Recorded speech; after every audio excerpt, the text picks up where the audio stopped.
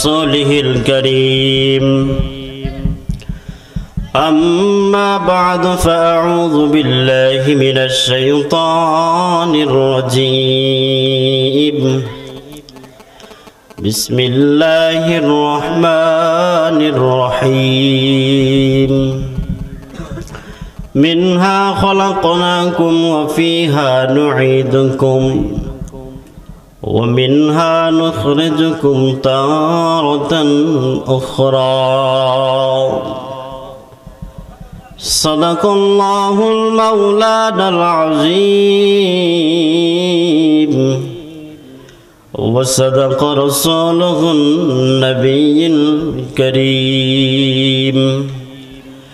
أو كما قال عليه الصلاة والسلام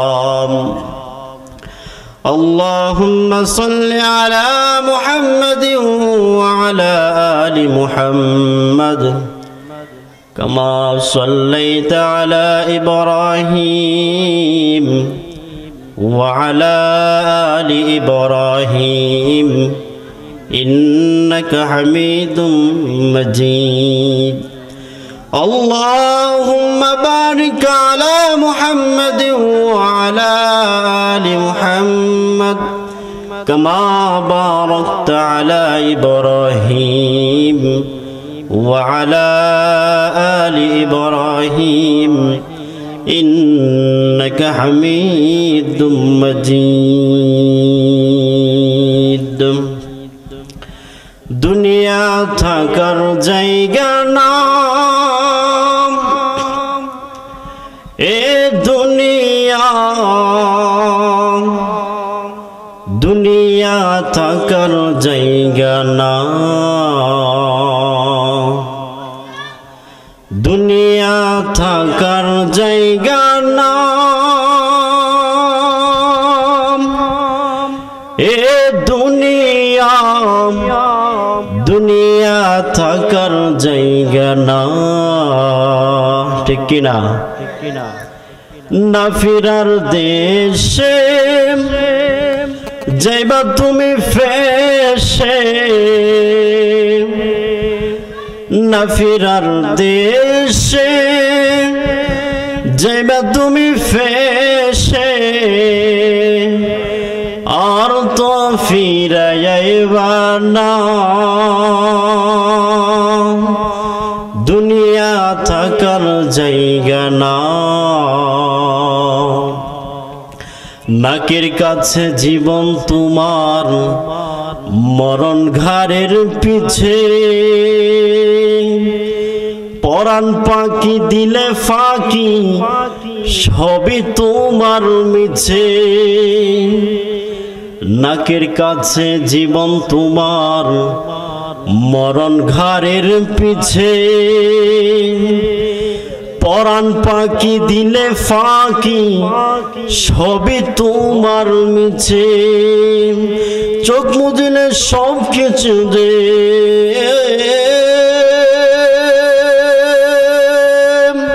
চোখ মুজিলে সব কিছু যে পরে হইবে দুনিয়া থাকার জায়গা না লা ইলাহা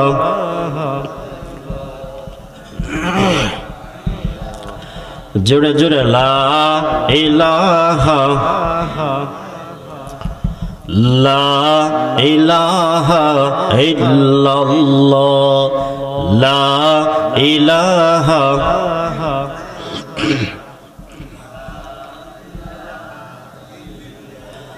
লা ইলাহা যার দিলে আছে আল্লাহর ভয় আল্লাহ আল্লাহ সব সময় যার দিলে আছে আল্লাহর ভয় আল্লাহ আল্লাহ সব সময় আহার নিদ্রা ভালো লাগে না ভালো লাগে যে ইল্লাল্লাহ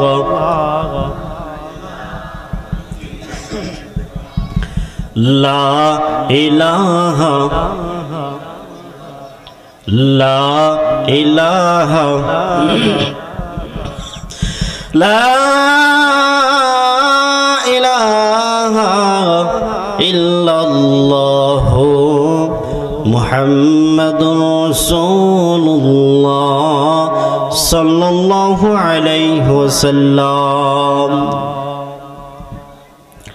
আলহামদুলিল্লাহ, সমস্ত প্রশংসা মহান রব্বে কায়নাতের দরবারে, যে আল্লাহ পাক রব্বুল আলামিন আপনাকে আমাকে ভালোবেসে চক আন্দারিয়া পূর্বপাড়া জামে মসজিদ ও যুব সমাজের উদ্যোগে ইসলামী মহাসম্মিলন, এই সম্মিলনে রিয়াজুল জান্নার বাগানে আসার এবং বসার মতো তৌফিক দান করেছেন। আল্লাহ তাআলার দরবারে কৃপণতা বখিলতা ছেড়ে দিয়ে মনটাকে উজাড় করে রব্বে কায়নাতের দরবারে শুকর গুজার করি আলহামদুলিল্লাহ। আর জোরে বলি আলহামদুলিল্লাহ। আজকের সবার যিনি সভাপতি আলহাজ হযরত মাওলানা আলী আকবর হোসেন সুপার, রঘুনাথপুর তাজ ইসলাম দাখিল মাদ্রাসা, ভীমগঞ্জ, শেরপুর। আপনি আচ্ছা আচ্ছা। সহসভাপতি আলহাজ হাফেজ মোহাম্মদ আনোয়ার হোসেন মোমেন শাহী। আল্লাহ তাআলা ওনাদেরকে নেক হায়াত দারাজ করুন, সকলেই বলে আমিন। আপনারা তো সকলে জানেন, বক্তার চাইতেও বেশি জানেন, মোবাইলে ওয়াজ পাওয়া যায়, শুয়া শুয়া শোনা যায়। শুনতেছেন যে হক্কানি উলামায়ে কেরামের চেহারার দিকে তাকাইলে আল্লাহ তাআলা সগীরা গুনাহগুলো মাফ করে দেন। সুবহানাল্লাহ, জুরে কোন বাবা। আচ্ছা, গুনাহটা মাফ হয়ে গেল, টাকা লাগলো না, পয়সা লাগলো না, সুবহানাল্লাহ যে বললেন, এটা কি লস হয়েছে না লাভ হয়েছে? জোরে বলেন। তাহলে বলবেন তো ইনশাল্লাহ। আচ্ছা, আপনারা শেরপুরের মানুষ, সৌভাগ্য মানুষ। এই শেরপুরে সব কিছু আছে, এমন কিছু নাই যে নাই। ভালো ভালো আলেম আছে, আছে না? সরকারি চাকরিজীবী আছে, আপনারা সেনা প্রধানের এলাকার লোক কি নাই? সব আছে। তাও এত বিধুর মতো কথা বলতেছেন যে কথা কইলেই তো ধরবো। ধরার কি টাইম আছে নি? আছে? জুড়ে বলেন আছে? আচ্ছা, আল্লাহ যদি হায়াত দারাজ করেন তাহলে আমি আপনাদের সামনে যে আয়াতটুকু পড়েছি এর উপরে সংক্ষিপ্ত কিছু কথা রাখবো ইনশাআল্লাহুল আজিজ। তো আমরা কে কে জান্নাতে যাইতে চাই? আল্লাহরকে হাতটা দুইটা দেখায় দেই। সবাই তো জান্নাতে যাবেন? হ্যাঁ, ওদা দিচ্ছেন জান্নাতে যাবেন। সবাই তো জান্নাতে যাওয়ার জন্য। যারা জান্নাতে চান ফাঁকা জায়গাগুলো পুরা করে একটু নিজ দায়িত্বে বসে পড়েন, তাহলে আমার জন্য ভালো হবে। পরবর্তী যে ওয়াজিনরা আসবে তারাও বয়ান করতে ভালো হবে। ফাঁকা জায়গাগুলো পুরা করেন বাবা, অলসতা ছেড়ে দিয়ে সবাই চাপে চাপে বসেন। ইনশাআল্লাহ আল্লাহ তাআলা সবাইকে কবুল করুন। একটু আগায় আসুন। লা ইলাহা ইল্লাল্লাহ, লা ইলাহা। এই তো হয়ে গেছে পরিবেশ। লা ইলাহা, লা ইলাহা ইল্লাল্লাহু মুহাম্মাদুর রাসূলুল্লাহ। আমরা আল্লাহ তাআলার দরবারে রব্বে কায়নাত আপনাকে আমাকে বলে দিয়েছেন, যে মানুষগুলো আমি মালিককে আল্লাহ বলে, আমি মালিককে পাওয়ার উদ্দেশ্যে, আমি মালিককে ভালোবেসে আমার বান্দা যখন একবার আমাকে ডাক দিবে আল্লাহ, একবার নয় দুইবার নয়, আমি আমার বান্দার ডাকে ৭০ বার সাড়া দিব। সুবহানাল্লাহ। এ মুসলমান বন্ধু,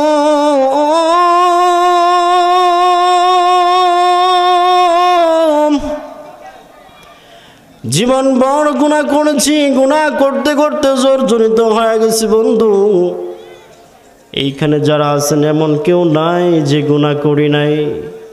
কেউ প্রকাশ্যে গুনাহ করেছি, আবার কেউ অন্ধকারে প্রকাশ্য দিবালয়ে গুনাহ করেছি, আবার কেউ রাতের অন্ধকারে গুনাহ করে ফেলেছি। ভেবেছি যে কেউ দেখে না, রাতের অন্ধকারে গুনাহ করব, কেউ তো দেখে না। আমার আল্লাহ বলে, বান্দা তুমি যতই গুনাহ করো না কেন দুনিয়ার জমিনে তুমি বেশি দিন থাকতে পারবা না। এই দুনিয়াতে বেশি দিন থাকারও জায়গা না।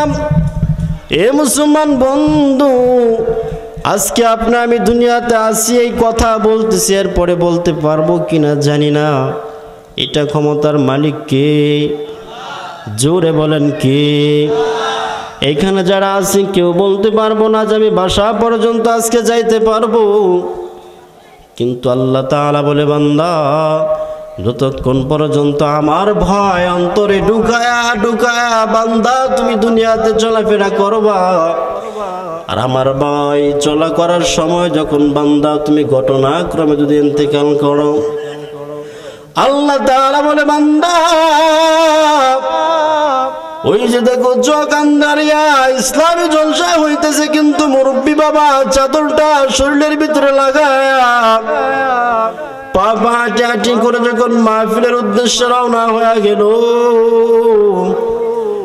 ফেরেশতারা আল্লাহ তাআলার কাছে নালিশ করে, আল্লাহ দেখো তোমার বান্দা অন্যের সাহায্য ছাড়া চলতে পারে না, তোমার বান্দা মাজুর হয়ে গেছে, তোমার বান্দা অন্যের সাহায্য ছাড়া চলতে পারে না। ওগো দয়ার মালিক দেখোই না কত সুন্দর লাগে, মাথায় টুপি লাগায়া মুখে দাড়ি সুন্নতি জামা লাগায়া আলেমদের বয়ান শোনার জন্য চোখ আন্দারিয়া চলিয়া যায়। ওগো মালিক আরেকজন বান্দার সুটাম দেহের অধিকারী ভালো শরীর রাইখাও ঘুমের ঘরে চলে গেছে। আমার আল্লাহ বলে বান্দারে আমার বান্দা ওয়াজের ময়দানে যায়,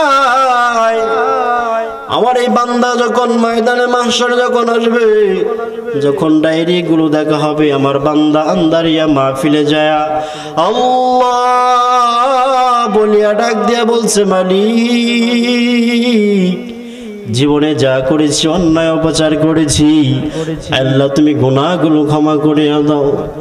আয় আল্লাহ দুনিয়াতে মা নাই মা চলে গেল, বাবা নাই বাবাও তো চলে গেল।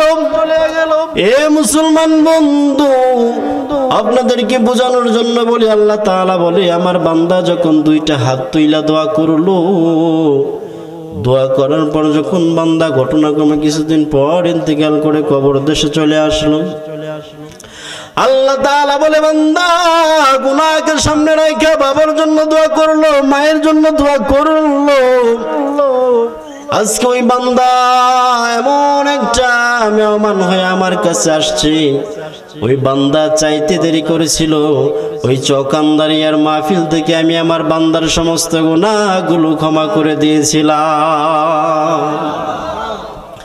এ মুসলমান বন্ধু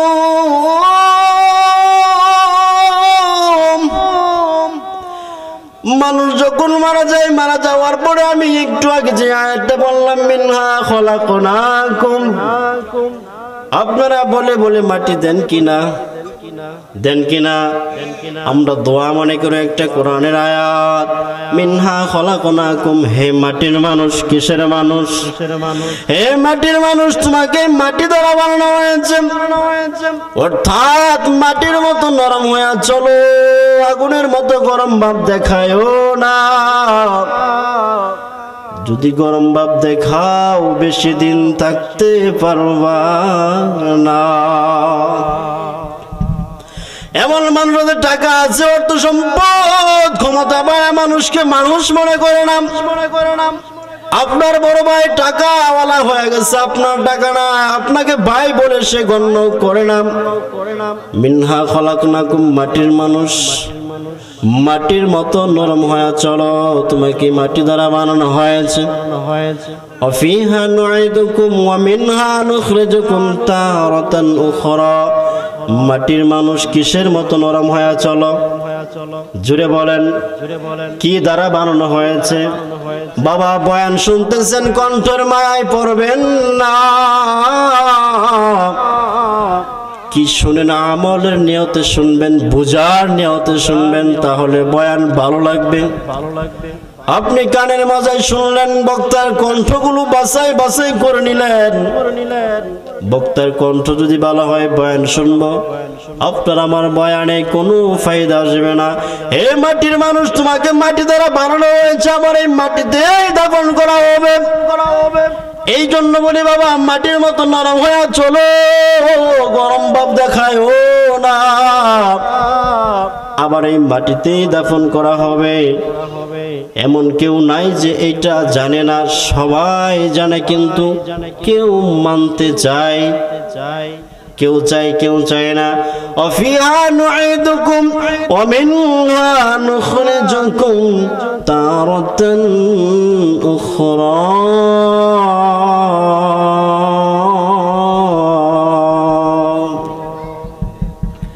পুনরায় কোথায় থেকে তোলা হবে বলেন? আপনারা বলেন। পুনরায় আপনাকে আমি কোথায় থেকে তুলবেন? মাটি থেকে। মাটির মানুষ মাটি দিয়া বানাইলো, আবার মাটিতেই দাফন করা হবে, অর্থাৎ কবরে যে রাখে, বুঝছেন? আবার মাটি থেকেই তোলা হবে। যেই দিন হাশরের মাঠ কায়েম হয়ে যাবে, ওই দিন ডায়েরিগুলো তুলে ধরবে, বলবে দেখো দেখো আমার বান্দার নামাজের ডায়েরির ভিতরে নামাজ আসেনি না নাই। ফেরেশতারা আল্লাহর কাছে বলবে, মালিক তোমার বান্দার নামাজের ডায়েরি দেখলাম কোনো নামাজ নাই, এক ওয়াক্ত নামাজও তোমার বান্দার ডায়েরির ভিতরে নাই। আল্লাহ তাআলা বলবে, বান্দা দেখো তোমার বান্দার রোজার ডায়েরিটা খুলে দেখো। ফেরেশতারা রব্বে কায়নাতকে ডাক দিয়ে বলবে, মালিক তোমার বান্দার রোজার ডায়েরির ভিতরে নাই রোজা নাই। আল্লাহ তাআলা বলবে, রোজা চলে গেল, দেখো হজ যার উপরে ফরজ হয়েছিল তার কি আসেনি? বলবে না না, এটার তো বালাই নাই। বলবে বান্দাটা দুনিয়াতে কেমন ছিল? ও টাকা পয়সার অভাব ছিল না, ধন দৌলতের অভাব ছিল না, আল্লাহ অট্টালিকা প্লাট বাসা ছিল। কেমন ছিল? নেতৃত্ব দিত এলাকা, টাকা পাইয়া অন্যের টাকা খাইয়া। বলে আজকে তার কি পরিণত কি হয়ে যাবে? বলে যাও যাও জাহান্নামে ফালাইয়া দাও। নাউজুবিল্লাহ কোন? টাকার বাহাদুরি চলবে? ক্ষমতার বাহাদুরি চলবে? জোরে বলেন চলবে? কোথায় ফালাবে? জাহান্নাম। বলবে মালিক। কিছুদিন পরে আর ছোট ভাই আসলো কবর দেশে, আল্লাহর ছোট ভাই না আব্দুল্লাহ, বলে তার ডায়েরিটা গুছায় দেখো, মেলাও। প্রথম পাতা উল্টায় দেখবো, আল্লাহ তোমার বান্দার প্রথম উল্টাইতেই ফজরের নামাজ, সুবহানাল্লাহ। পড়ে কি জোহরের নামাজ, আসরের নামাজ, মাগরিবের নামাজ, এশারের নামাজ। আল্লাহ কোন ওয়াক্ত নামাজ বান্দার কাজা হয় নাই, সুবহানাল্লাহ। আপনার আমার মালিক মুসকে আসি দিবে, আল্লাহ এই জান্নাত বানাইলে আমার বান্দার জন্য, আমি জাহান্নাম বানাইছি আল্লাহ কাদের জন্য? যারা আমার মানে নাই, আল্লাহ বলিয়া দাবি করে নাই, রাসূলকে ভালোবাসে নাই। বলে আল্লাহ প্রথম ডায়েরি খুললাম নামাজের নামাজ। আল্লাহ বলে আমি তো বলেছি যার নামাজটা ঠিক হয়ে যাবে তার পিছনের সমস্ত ইবাদত আমল আমার কাছে ঠিক হয়ে যাবে। নামাজ ঠিক হইলে পরে কি দেখবে? আচ্ছা, আমাদের যে দাদি আছে, নানি ফলাইছে, শেখ হাসিনা, তুই তো আন্দারের কেউ ফোন দিত মানু, তুই আমার সাথে দেখা করবি, হ্যাঁ কি খায়া দৌড় দিব না খায়া দৌড় দিব? শেখ হাসিনা ফোন দিচ্ছে আমরা যাওয়ার জন্য, ওই কি আর না আছে? আন্দারে না থাকলেও যাইব গা। আল্লাহ কয় বান্দা যার নামাজ হয়ে গেছে আমি আল্লাহ তার হয়ে গেছি। কি মানুষ, সুবহানাল্লাহ। আসে না বাবা, আল্লাহ আপনার হয়ে গেল, শোনার পরও সুবহানাল্লাহ মুখ দিয়ে আসে না। আল্লাহ বলে বান্দা যার নামাজ ঠিক হয়ে গেল, পিছনের সমস্ত ইবাদত ঠিক হয়ে গেল, আমল ঠিক হয়ে গেল, মা বাবার খেদমত ঠিক হয়ে গেল, শুধু তাই নয় আমি মালিক তার হয়ে গেলাম। আল্লাহ আমার হইছে, তা আমার কি হিসাব লাগবো? আল্লাহ কয় বান্দা আমি যার হয়ে গেলাম, শুধু জান্নাত নয়, জান্নাত নয়, জান্নাত নয়, সর্বোত্তম জান্নাত যেটা থাকবে আমি মালিকের জিম্মায় আমার বান্দাকে জান্নাতে প্রবেশ করায়া দিব। এ মুসলমান বন্ধু, চকান্দারের বন্ধু,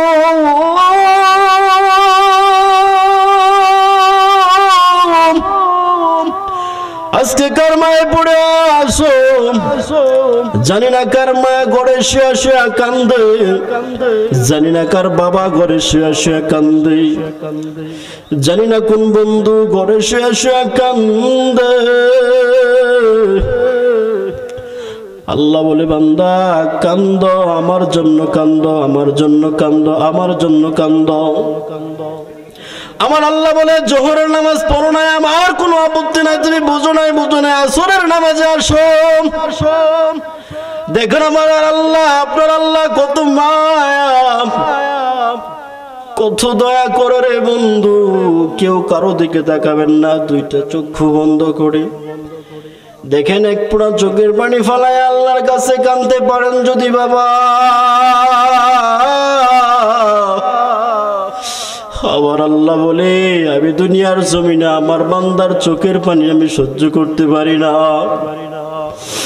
আমার বান্দা যখন চোখের কোনা দিয়া পানি ছাড়িয়া ছাড়িয়া বলে, আল্লাহ জীবনে যা করেছে, অন্যায় অবচার করেছে, আর করব না। আল্লাহ, না বুঝে গুনাহ করে বলেছি, বন্ধুদের ধোঁকায় পড়ে গুনাহ করে ফেলেছি। আমার আল্লাহ বলে, আল্লাহ টাকার লোভে পড়ে গুনাহ করে ফেলেছি মালিক। আল্লাহ গুনাহ করতে করতে আল্লাহ এমন গুনাহ করে ফেলেছি, যদি গুনার দিকে তাকায় জাহান্নাম ছাড়া কিছুই তো আশা করতে পারি না। আবার আল্লাহ বলে, বান্দা যখন চোখের কোনা দিয়া পানি ছাইরা আমি মালিকের কাছে ডাক দিয়ে বলো, মালিক আর জীবনে গুনাহ করব না। তওবার দুইটা হাত বাড়ায়া দিলাম, আর জীবনেও কখনো গুনাহ করব না। আমার আল্লাহ বলে, বান্দা রে, এই পুরা মুখটুকু আমি এত ভালোবাসি, ফেরেশতা দিয়া দিয়া, মাটি দিয়া দিয়া পুরাটা শরীর আপনাকে আমারে গঠন করিয়া বানাইলো। আমার আল্লাহ বলে, বান্দা দুইটা চক্ষু আমি আল্লাহ নিজ হাত দ্বারা বানাইলাম, তুই কানবি না, না না। এই দুইটা জবান জিহ্বা দিয়া, জিহ্বাটা লড়ায় লড়ায় কথা বলে আল্লাহকে ডাক দিয়া কানবি, এটা আমি সহ্য করতে পারি না। চোখের পানি পর্যন্ত আল্লাহর কাছে নালিশ করে, আল্লাহ তোমার বান্দার চোখের পানি এত দামি, এত জামি, আমি মাটি পর্যন্ত সহ্য করতে পারি না। আমার আল্লাহ বলে, দুইটা ঠোঁট আমি নিজ হাত দ্বারা বানাইলাম। যখন আমার বান্দা চোখের পানি চাইরা বলবে, আল্লাহ মাফ করিয়া দাও, বলতে দেরি করবি, বলতে দেরি করবি, বলতে দেরি করবি, আমি আল্লাহ তাআলা তোমার সমস্ত গুনাহ মাফ করতে দেরি করব না। এ মুসলমান বন্ধু, আমার তো কোনো যোগ্য নাই, কোনো আলেম কালাম না, আমার দুই পাশে দুই আল্লাহ ওলি বসে আছে। আল্লাহ মাফ করুক বন্ধু, কিন্তু আল্লাহ তাআলা কবুল করেছেন, আপনার আরজে বসতে পেরেছি, আল্লাহ মুখ দিয়ে কথা বলতে পারতেছি। আপনার ভাইকে আপনি মাটি দিয়ে যখন কবর দেশ থেকে চলে আসবেন, গুরুস্থানে যা দেখেন কে কার বাবাকে মাটি দিয়েছেন। নিজের বাবার লাশটা কবরে নিজে শোয়াইছে, কিন্তু একটু পরে বাসের সামনে দিয়া চাটাই দিয়া যখন আপনার বাবার কবরের উপরে মাটি দিয়া দেন, আপনি যখন কবর থেকে চলে আসেন, নিষ্ঠুরের মতো পিছনের দিকে তাকায়ও দেখেন না, ভয় লাগে, ভয় লাগে। কবর থেকে বাবাকে দেখে বলে, এই সন্তান, তোরা কেউ আমার রাইখা যাইবে না, আমি কবরে একা একা থাকতে পারবো না। কবর ভালো নয়, কবর ভালো নয়, কবর পর্যন্ত ডাক দিয়া বলে, এ বনি আদম, গাটে মুসলমান মুত্তাকি না হইয়া কবর দেশে আসিও না। আমি কবর ভালো নয়, পোকামাকড়ের ঘর, সাপ বিচ্ছুর ঘর। এই কবর যদি বান্দা আমল ছাড়া আসো, আমি কবর 3.5 হাত ঘর আর 3.5 হাত থাকবো না। আমি কবরকে আল্লাহ তাআলা অর্ডার দিবে, বান্দা গুনাহগার বান্দারে মাটি তুমি গ্রাস করে ধরে ফেলা। দুই পাশের মাটি এমন দূরে চাপ দিবে, চাপের সাথে পাঁজরের হাড় গুলে পাশের হাড় ও পাশে চলে যাবে। আপনি চিৎকার করতে করতে কাতর হয়ে যাবেন। আপনার চিৎকার কেউ শুনবে না, আপনার বাবাও শুনবে না, মাও শুনবে না, আপনার চলার সাথী বন্ধু শুনবে না, ভাইও শুনবে না, কেউ কারো কথা শুনবে না। ওই দিন যদি আপনি আমল নিয়ে কবরে যাইতে পারেন আর আপনার আমল যদি গ্রহণযোগ্য হয়ে যায়, আল্লাহ তাআলা বলবে, হে কবর তুমি আর ওই জায়গায় থাকিও না, প্রশস্ত হয়ে যাও। অন্ধকার কবর বাতিওয়ালা হয়ে যাও, সাথীওয়ালা হয়ে যাও। আমার বান্দা আমল নিয়ে আসছে, কবর প্রশস্ত হইয়া, ফুলের বিছানা হইয়া, সাথী বাতি হইয়া, আল্লাহ তাআলা বলবে বান্দাকে জান্নাতের ঘোষণা দিয়া দাও। এ মুসলমান বন্ধু, আজকে আপনি আমি কি নিয়ে দুনিয়ার জমিনে বড়াই করি? যে মাটির মানুষকে আল্লাহ মাটি দ্বারা বানাইলো, মাটির মতো নরম হয়ে চলার জন্য বলেও দিল, আবার মাটিতে দাফন করা হবে, আবার মাটি থেকেই পুনরায় তোলা হবে। আপনি আমি বয়ান সবাই জানে, কিন্তু মানি না, মানার মাত্রা হারিয়ে ফেলছি। দুনিয়াতে যারা আছে সবাইকে আল্লাহ তাআলা পরীক্ষার জন্য দুনিয়াতে পাঠাইছে, এটা কি জানেন? যেই মানুষ দুনিয়া আছে বলে আমার ভাই এত ধনী, আমি গরিব কেন হলাম? না রে বাবা না, আল্লাহ তাআলা তোমার দুনিয়াতে পাঠাইছে গরিব বানায়, এটাই তোমার জন্য পরীক্ষা। যেই লোককে ধনী বানায় পাঠাইলো, এটা ওনার জন্য পরীক্ষা। আমার এই হুজুরকে আল্লাহ তাআলা আলেম হিসেবে কবুল করলো, এটাও একটা পরীক্ষা। আবার ডান বাম পাশের হুজুরকে আল্লাহ তাআলা এই লাইনে আজ লাইনে কবুল করলো, এটাও একটা পরীক্ষা। আমি যে অবস্থায় আছি এটাও একটা পরীক্ষা।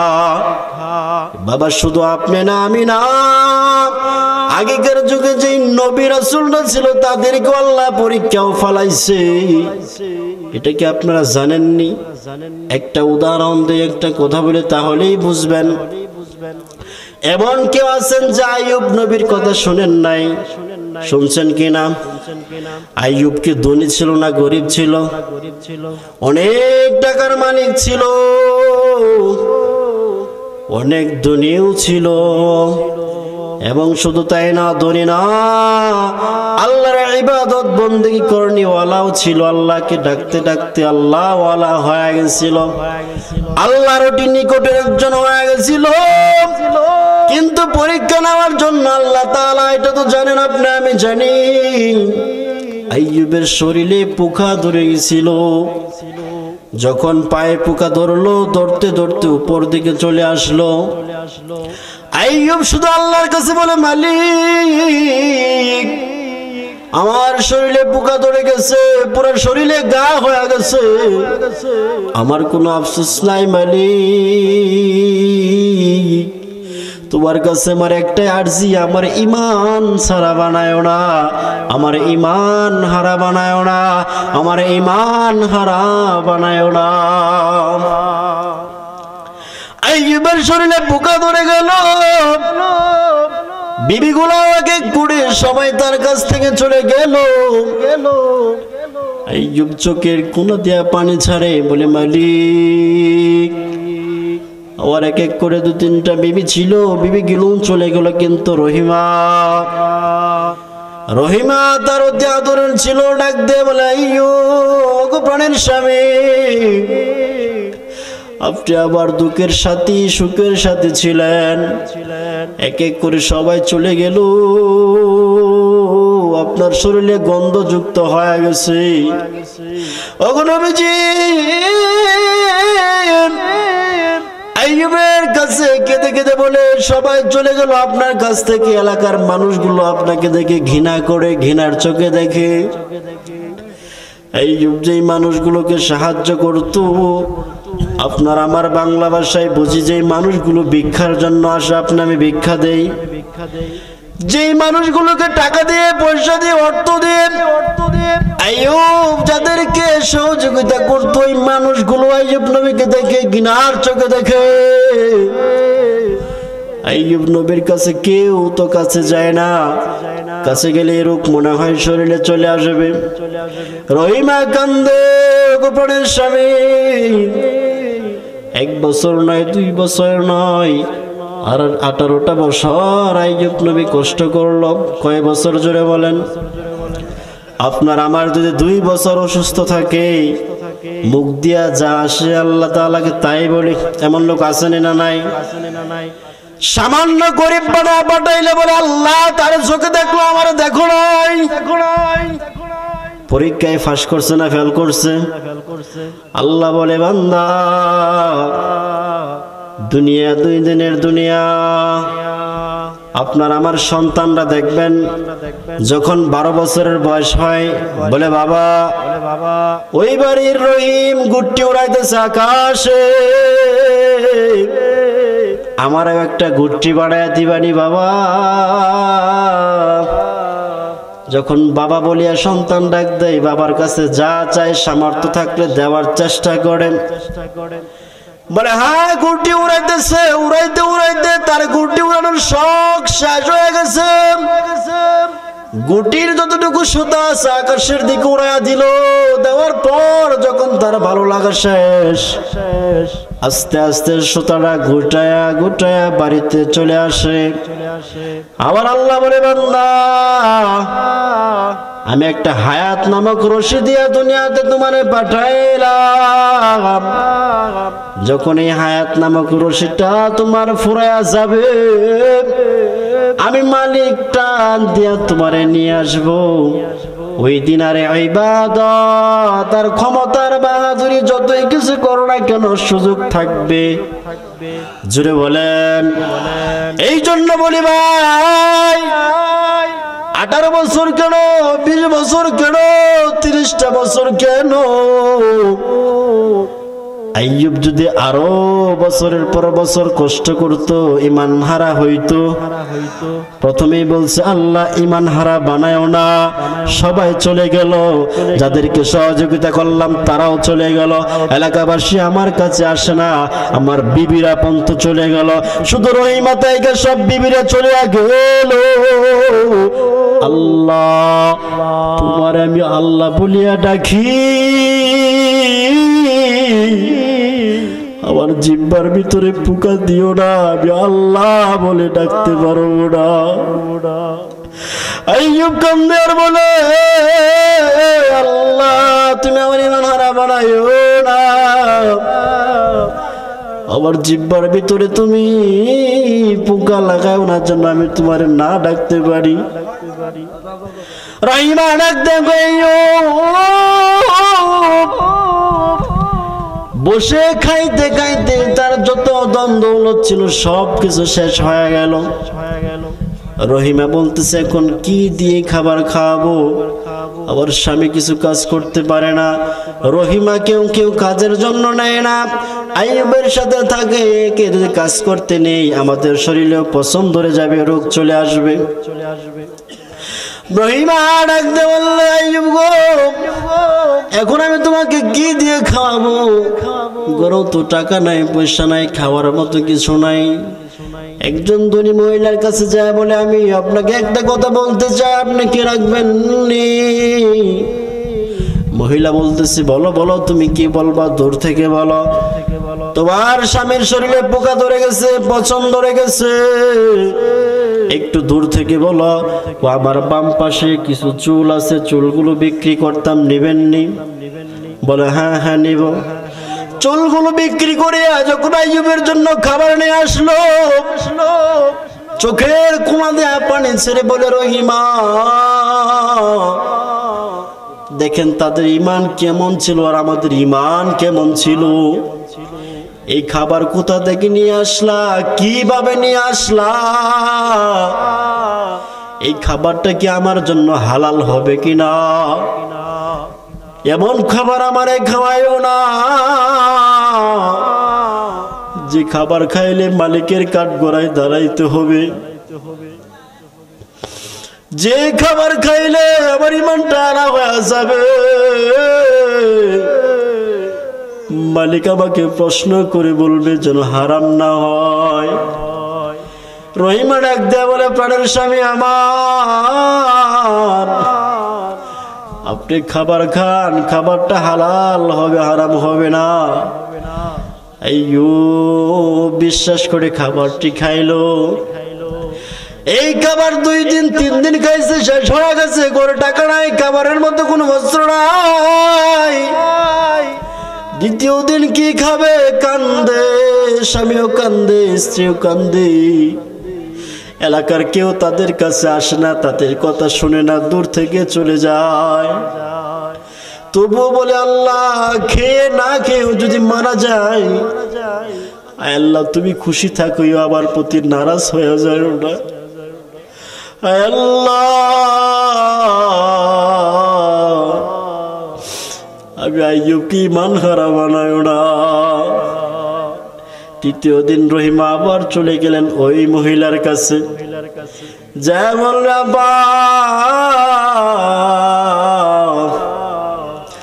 আমি গত 3 দিন আগে আপনার কাছে বাম পাশের কিছু চুল বিক্রি করছি, আবার ডান পাশে কিছু চুল আছে, নিয়ে আমাকে কিছু খাবার দিবেননি? বলতেছে, ডান পাশের চুলগুলো নিয়ে যখন খাবার নিয়ে আইয়ুবের কাছে চলে গেল, আইয়ুব বলতেছে, রহিমা রে,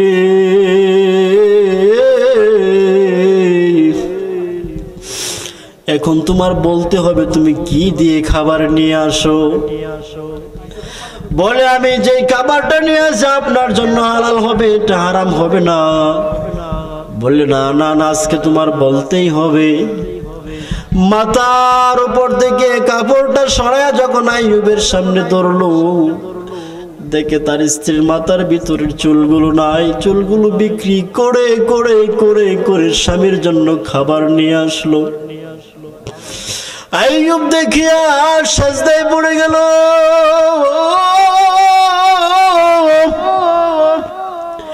সাজদায় পড়িয়া মালিককে বলে, আল্লাহ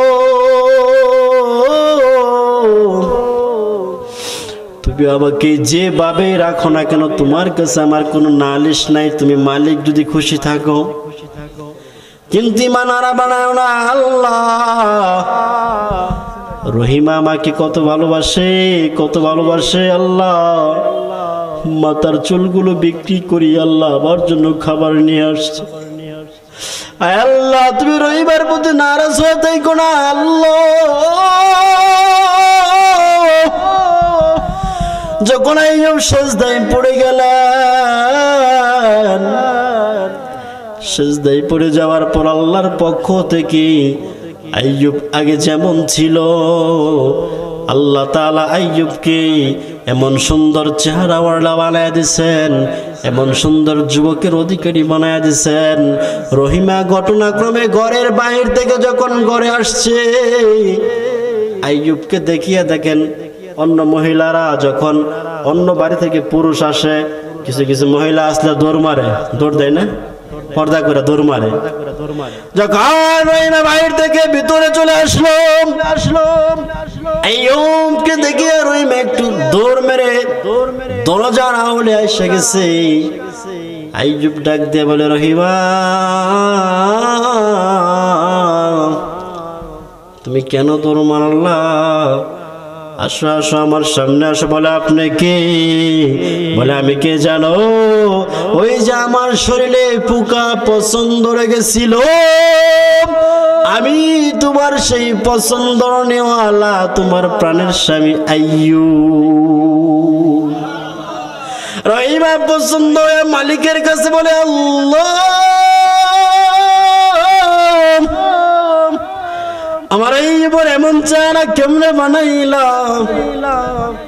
রহিমা মুচকি মুচকি আসে বলে, আইয়ুব তুমি তো আগের আইয়ুব না, তোমার চেহারা এত সুন্দর কি করে হইল? বলে, রহিমা শোনো, আমার শরীরে পোকা ধরেছিল, পছন্দ ধরেছিল, আমি রোগান্বিত হয়ে গেছিলাম, কিন্তু আমার আফসোস ছিল না। কেন ছিল না জানো? আমি যখন অসুস্থতায় ভোগ করতাম, অসুস্থতায় পড়েছিলাম, ওই সময় আমার আয়েশা, আল্লাহ নিজে আয়েশা বলতো, আইয়ুব তুমি কেমন আছো? আমি বলতাম, আল্লাহ আমার মালিক আমারে নিজে আয়েশা বলে, আইয়ুব তুমি কেমন আছো? এর চেয়ে বেশি কিছু হইতে পারে না। আল্লাহ আগে আমি যেমন ছিলাম,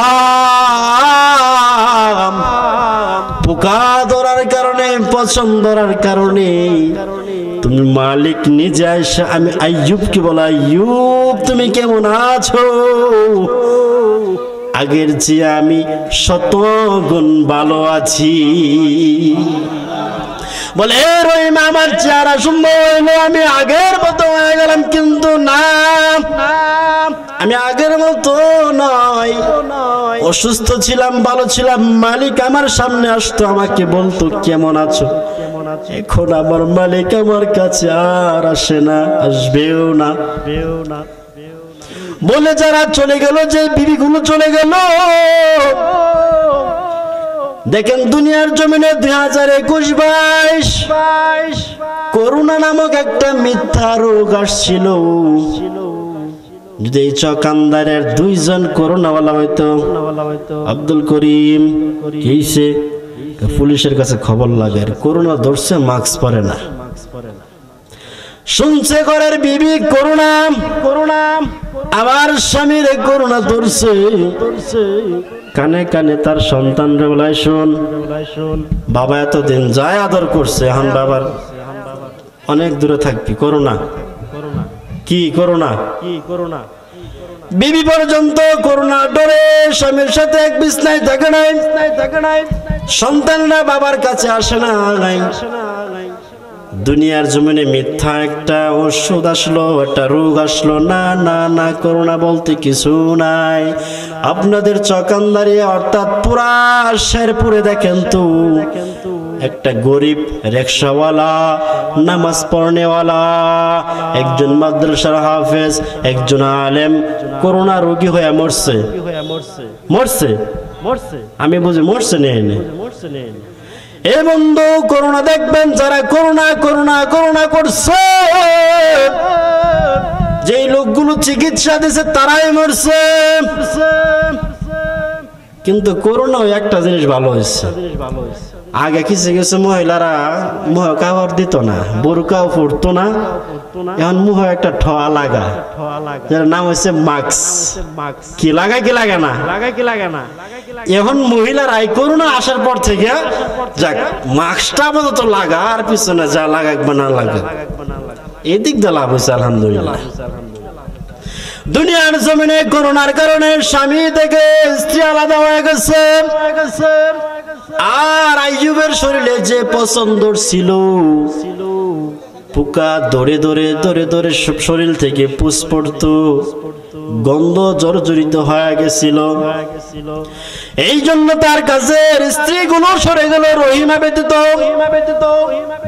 কিন্তু বন্ধু আপনাদের বলতে চাই, পোকা ধরার কারণে আল্লাহর কাছে খুশি ছিল মালিক, আমার পোকা কেন, আমার শরীর জীবনটাও চলে যায়, আমার কোনো আফসোস নাই, তুমি যদি খুশি থাকো। আর আমাকে যদি আপনাকে এমন পরীক্ষায় যে সম্মুখীন হইতো, আল্লাহরে ডাকতাম দূরের কথা, কইতাম আল্লাহকে আমারই চোখে দেখেনি। কয় কি কয় না, আমগর এলাকার দিকে আছে কিছু মহিলা আছে, দান্ডি লাড়ার পরে যেন দিনটা দেখছে যে উপরে কালা হয়ে গেছে, হয়ে যাওয়ার পরে আল্লাহ তোর কাম নাই, যখন মন চায় তখনই 20 টাকা করে কয় কি কয় না, এইসব বলা যাবে? আল্লাহ তাআলা যখন আপনার আমার জন্য মঙ্গল হবেন তখন তাই করেন। এই জন্য বলি বাবাজি, তারা ইসলামের জন্য, দ্বীনের জন্য এত কষ্ট মেহনত করেছে, এত মুজাহাদা করেছে, কিন্তু বাবা ইসলাম ছাড়ে নাই, ধর্ম ছাড়ে নাই, নামাজ ছাড়ে নাই।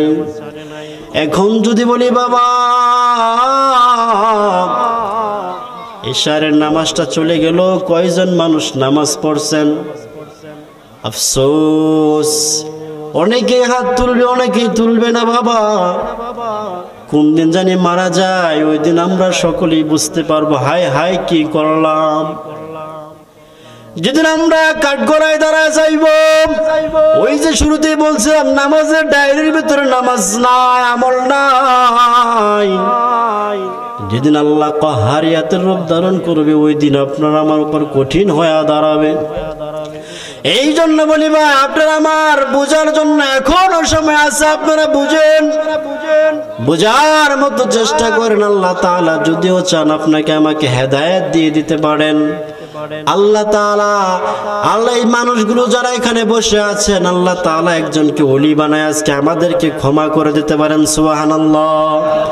এই মুসলমান বন্ধু,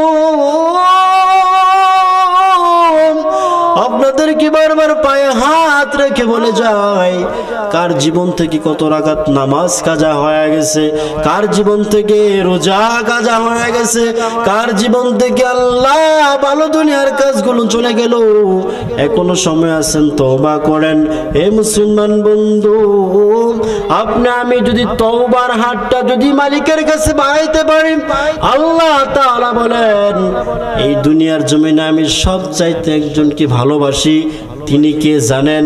যেই মানুষগুলা গুনাহ করলো, গুনাহ করতে করতে করতে করতে এমন গুনাহ করলো, কিন্তু একদিন বুঝতে পারছে যে আমি গুনাহ করছি, কিন্তু ওই দিন তওবার নিয়তে যখন মালিকের কাছে হাতটা তুইলা বলে, মালিক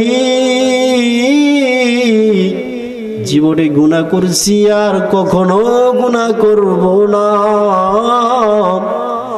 আমার আল্লাহ বলে আমি সব চাইতে ভালোবাসি তওবা করনেওয়ালাকে। শুধু ভালোই বাসি না, উহুদ পাহাড় ন্যায় যদি গুনাহ করে ফেলে, মাথা থেকে পা পর্যন্ত যদি বান্দা গুনাহ করে জর্জরিত হয়ে যায়, এমন গুনাহ করেছে গুনাহ ছাড়া তার আমলনামায় কিছু নাই, কিন্তু বুঝতে পারছে নামাজের মসলায় দাঁড়ায়া মুরাকাবায় বইয়া বলে, আল্লাহ যা করেছি অন্যায় অপচার করেছি, আর গুনাহ করব না, আয় আল্লাহ তুমি ক্ষমা করে দাও, আয় আল্লাহ জীবনে অন্যায় অপচার করে ফেলেছি, আর কখনো গুনাহ করব না। আল্লাহ তাআলা বলেন, বান্দা তুমি চোখের পানি ছাড়তে দেরি করবা, তওবা করতে দেরি করবা, কিন্তু আমি আল্লাহ তাআলা তোমারে ক্ষমা করতে দেরি করব না। আল্লাহ তাআলা বলে শুধু ক্ষমাই করব না।